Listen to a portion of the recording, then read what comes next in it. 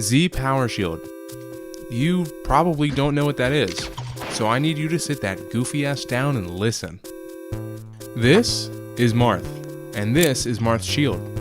Pretty standard, got your shield bubble, reflection bubble, good happy size. And this is his Z Power Shield. Ooh. Still comes with the bells and whistles, but it's obviously a lot bigger. Though, this is melee, so it's a little complicated.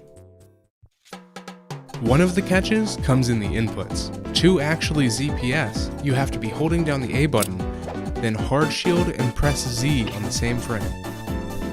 That's a lot of inputs just to shield, which makes it pretty situational. And situational it is, because it actually has the properties of a light shield. A fully charged Falco up smash only has 10 frames of shield stun, but with ZPS, it nearly triples. That's really bad. You almost can't use it as a normal power shield. Luckily, you don't have to. Unlike physical power shielding where you can only act after shield's done, power shielding a projectile lets you act immediately, as long as it's a jump. And jumping gives you a lot of options. Oh, and this arrow that Ganon reflected was only reflectable because of ZPS. A normal power shield would have missed, which brings us to our last big detail, size. ZPS's massive size makes a big difference in reflecting. One of the biggest differences is made in the Marth-Falco matchup. If Falco shoots a low laser at Marth, you have at best 1 frame to power shield it, and at worst, no frames. But with ZPS, your frame windows drastically improve. But there is one more thing that I didn't bring up, and that's the even littler known mechanic of ADT. Also known as analog digital transition, this one's weird.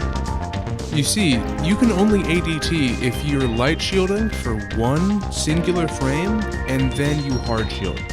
And then you have 2 frames where you only have a reflection bubble, but no shield bubble. You can't stop physical attacks, you're vulnerable. Which only reveals to me that this system is fucked.